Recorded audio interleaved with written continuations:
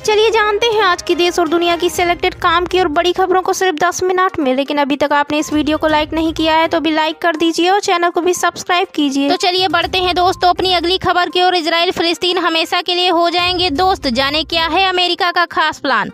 आपको बता दें इजराइल और हमास के बीच जंग जारी है। इस जंग का नतीजा क्या होने वाला है यह भविष्य के गर्भ में छिपा हुआ है। ये बात अलग है कि इजराइल ने कसम खाई है कि हमास के खात्मे तक हम रुकने वाले नहीं हैं। इन सब के बीच अमेरिका का कहना है कि पूरे मामले का शांति से निपटारा जरूरी है। मिडिल ईस्ट के इलाके में तनाव किसी के लिए अच्छा नहीं है। इन सब के बीच अमेरिकी विदेश मंत्री एंटनी ब्लिंकन एक बार फिर दौरा करने वाले हैं। दौरे से ठीक पहले अमेरिकी विदेश मंत्रालय के प्रवक्ता मैथ्यू मिलर ने एक बड़ी बात कही है। मैथ्यू मिलर ने कहा कि अमेरिका का नजरिया साफ है, जिसका जिक्र भी सार्वजनिक रूप से कर चुके हैं। हम चाहते हैं कि एक स्वतंत्र फिलिस्तीन की स्थापना हो। अमेरिका की नीति भी पहले से इस मुद्दे पर स्पष्ट थी और बाइडेन प्रशासन की नीति भी वही है। तो इसी बीच बढ़ते हैं दोस्तों अपनी अगली खबर की ओर। आशा वर्कर्स के लिए अंतरिम बजट लाया खुशखबरी, वित्त मंत्री ने कर दिया बड़ा ऐलान। खबर सामने आई है, वित्त मंत्री निर्मला सीतारमण ने संसद में आज केंद्र सरकार का अंतरिम बजट पेश किया। अंतरिम बजट में युवा, किसान, महिला और गरीबों तक के लिए बड़े बड़े ऐलान किए गए। इसके साथ ही अंतरिम बजट आशा वर्कर्स, आंगनवाड़ी वर्कर्स और हेल्पर्स के लिए भी खुशखबरी लाया है। वित्त मंत्री निर्मला सीतारमण ने ऐलान किया कि आयुष्मान भारत योजना का दायरा बढ़ाया जाएगा। आयुष्मान भारत योजना के तहत स्वास्थ्य कवर सभी आशा वर्कर्स, आंगनबाड़ी वर्कर्स और हेल्पर्स को भी मिलेगा। तो इसी बीच बढ़ते हैं दोस्तों अपनी अगली खबर की ओर। दुनिया के सबसे भ्रष्ट देशों की लिस्ट जारी, जाने क्या है भारत पाकिस्तान की रैंकिंग। खबर सामने आई है, भ्रष्ट देशों की लिस्ट जारी करने वाली संस्था ट्रांसपेरेंसी इंटरनेशनल ने मंगलवार को साल 2023 के लिए ग्लोबल करप्शन इंडेक्स जारी की है। 180 देशों की लिस्ट में भारत 8 स्थान की गिरावट के साथ 93वें स्थान पर पहुंच गया है। यानी 87 देशों में भारत से ज्यादा भ्रष्टाचार है, वहीं 92 देशों से ज्यादा भ्रष्टाचार भारत में है।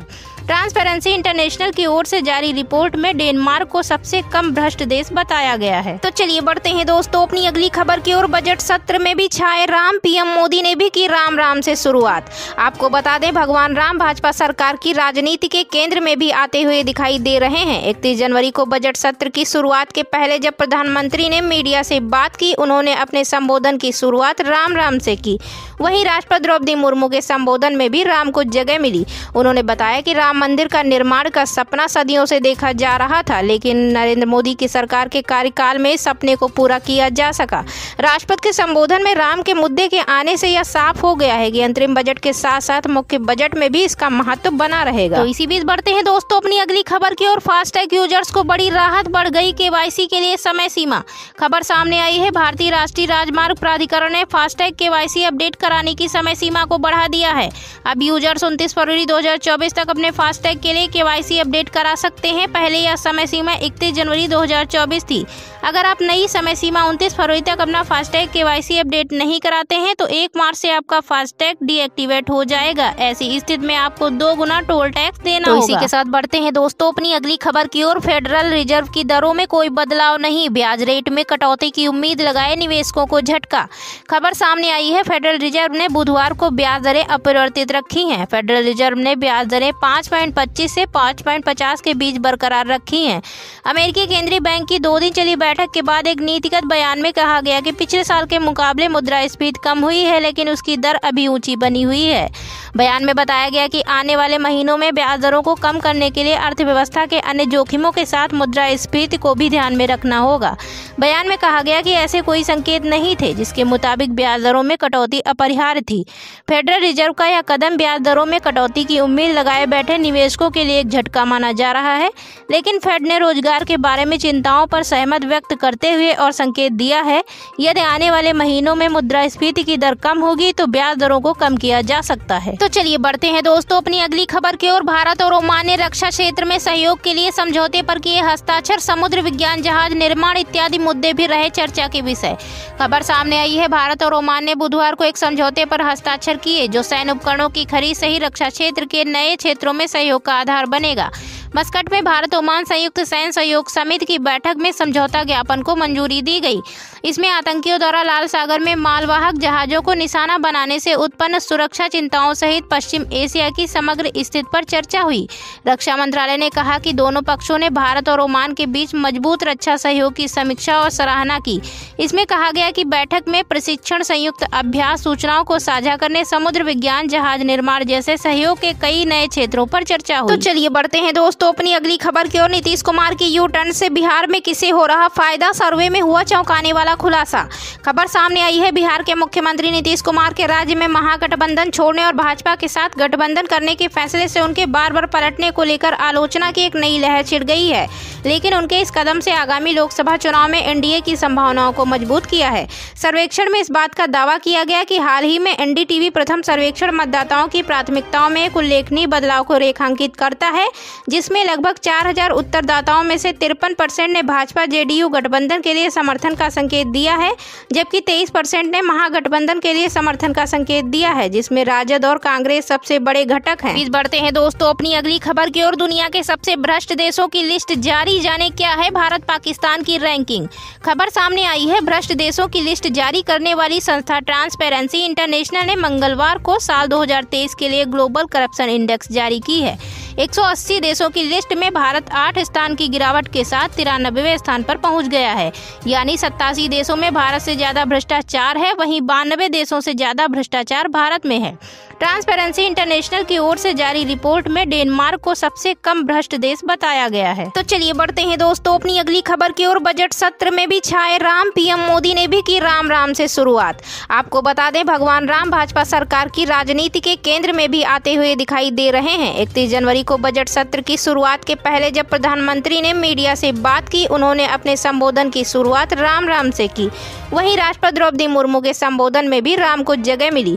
उन्होंने बताया कि राम मंदिर का निर्माण का सपना सदियों से देखा जा रहा था, लेकिन नरेंद्र मोदी की सरकार के कार्यकाल में सपने को पूरा किया जा सका। राष्ट्रपति के संबोधन में राम के मुद्दे के आने से यह साफ हो गया है कि अंतरिम बजट के साथ साथ मुख्य बजट में भी इसका महत्व बना रहेगा। तो इसी बीच बढ़ते हैं दोस्तों अपनी अगली खबर की ओर। फास्टैग यूजर्स को बड़ी राहत, बढ़ गई केवाईसी के लिए समय सीमा। खबर सामने आई है भारतीय राष्ट्रीय राजमार्ग प्राधिकरण ने फास्टैग केवाईसी अपडेट कराने की समय सीमा को बढ़ा दिया है। अब यूजर्स 29 फरवरी 2024 तक अपने फास्टैग के लिए केवाईसी अपडेट करा सकते हैं। पहले यह समय सीमा 31 जनवरी 2024 थी। अगर आप नई समय सीमा 29 फरवरी तक अपना फास्टैग केवाईसी अपडेट नहीं कराते हैं तो 1 मार्च से आपका फास्टैग डीएक्टिवेट हो जाएगा। ऐसी स्थिति में आपको 2 गुना टोल टैक्स देना होगा। इसी के साथ बढ़ते हैं दोस्तों अपनी अगली खबर की ओर। फेडरल रिजर्व की दरों में कोई बदलाव नहीं, ब्याज रेट में कटौती की उम्मीद लगाए निवेशकों को झटका। खबर सामने आई है फेडरल रिजर्व ने बुधवार को ब्याज दरें अपरिवर्तित रखी हैं। फेडरल रिजर्व ने ब्याज दरें 5.25 से 5.50 के बीच बरकरार रखी हैं। अमेरिकी केंद्रीय बैंक की 2 दिन चली बैठक के बाद एक नीतिगत बयान में कहा गया कि पिछले साल के मुकाबले मुद्रास्फीति कम हुई है, लेकिन उसकी दर अभी ऊंची बनी हुई है।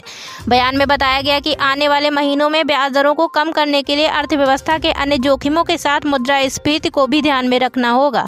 बयान में कहा गया कि ऐसे कोई संकेत नहीं थे जिसके मुताबिक ब्याज दरों में कटौती अपरिहार्य थी। फेडरल रिजर्व का यह कदम ब्याज दरों में कटौती की उम्मीद लगाए बैठे निवेशकों के लिए एक झटका माना जा रहा है, लेकिन फेड ने रोजगार के बारे में चिंताओं पर सहमत व्यक्त करते हुए और संकेत दिया है यदि आने वाले महीनों में मुद्रास्फीति की दर कम होगी तो ब्याज दरों को कम किया जा सकता है। तो चलिए बढ़ते हैं दोस्तों अपनी अगली खबर की ओर। भारत और ओमान ने रक्षा क्षेत्र में सहयोग के लिए समझौते पर किए हस्ताक्षर। समुद्र विज्ञान, जहाज निर्माण इत्यादि मुद्दे भी रहे चर्चा के विषय। खबर सामने आई है भारत और ओमान ने बुधवार को एक समझौते पर हस्ताक्षर किए जो सैन्य उपकरणों की खरीद सही रक्षा क्षेत्र के नए क्षेत्रों में सहयोग का आधार बनेगा। मस्कट में भारत ओमान संयुक्त सैन्य सहयोग समिति की बैठक में समझौता ज्ञापन को मंजूरी दी गई। इसमें आतंकियों द्वारा लाल सागर में मालवाहक जहाजों को निशाना बनाने से उत्पन्न सुरक्षा चिंताओं सहित पश्चिम एशिया की समग्र स्थिति पर चर्चा हुई। रक्षा मंत्रालय ने कहा कि दोनों पक्षों ने भारत और ओमान के बीच मजबूत रक्षा सहयोग की समीक्षा और सराहना की। इसमें कहा गया कि बैठक में प्रशिक्षण, संयुक्त अभ्यास, सूचनाओं को साझा करने, समुद्र विज्ञान, जहाज निर्माण जैसे सहयोग के कई नए क्षेत्रों पर चर्चा हुई। तो चलिए बढ़ते हैं दोस्तों अपनी अगली खबर की ओर। नीतीश कुमार की यू टर्न से बिहार में किसे हो रहा फायदा, सर्वे में हुआ चौंकाने वाला खुलासा। खबर सामने आई है बिहार के मुख्यमंत्री नीतीश कुमार के राज्य में महागठबंधन छोड़ने और भाजपा के साथ गठबंधन करने के फैसले से उनके बार बार पलटने को लेकर आलोचना की एक नई लहर छिड़ गई है। है, लेकिन उनके इस कदम से आगामी लोकसभा चुनाव में एनडीए की संभावनाओं को मजबूत किया है।